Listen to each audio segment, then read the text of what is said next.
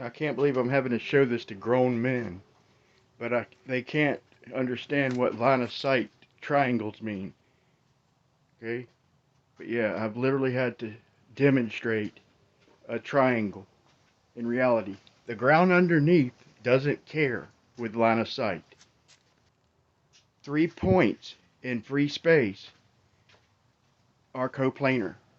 Then they make a 180-degree triangle. I can raise the string on one of them sticks and lower it on another. I'll just change the orientation of the triangle. I repeat, 3 points in free space represent a coplanar point. No matter how you twist the plane, no matter how you turn it. So with line of sight from each station, I'm only going to measure the angle to the other two stations. Unless I tell it I've changed orientation,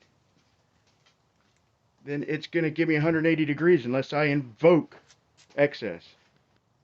So here I've raised the string on one station and lowered it all the way down to the bottom at another one. I still have three coplanar points and a 180-degree triangle. I've just tilted it a little. So that represents differing elevations for all the globers who say it's different elevations like Xenic and who knows. This is common sense. Look at the curved triangles underneath that are drawn on the globe. Them represent spherical triangles.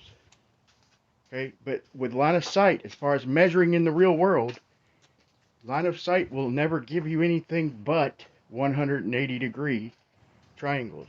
The excess has to be introduced, and it's done so with an orientation change. You can't see in curved lines.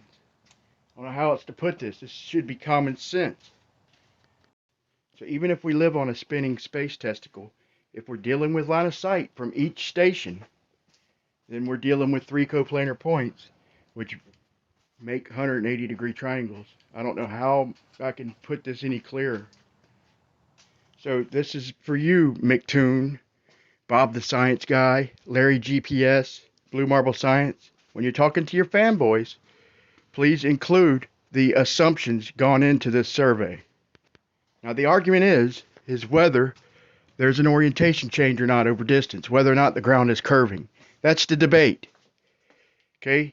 You can't just assume it and call it proof. The orientation changes are invoked in the data. That's how the spherical excess is obtained.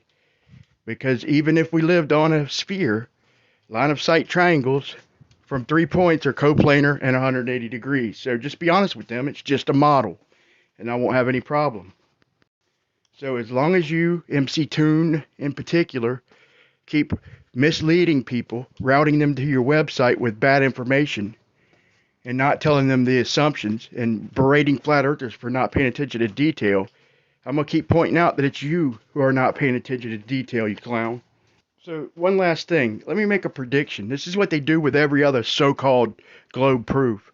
Is when I finally call them out, when I finally pin them down and get them to respond to this, they'll say, well, we already know there's a sphere. So we know the orientation changed. So yeah, they are measuring spherical excess. Instead of being honest and telling the people that it's assumed the orientation change, not measured, they'll act like that was a given the whole entire time. So that's what they do with everything, like Eratosthenes, Foucault pendulum. It's a joke, man.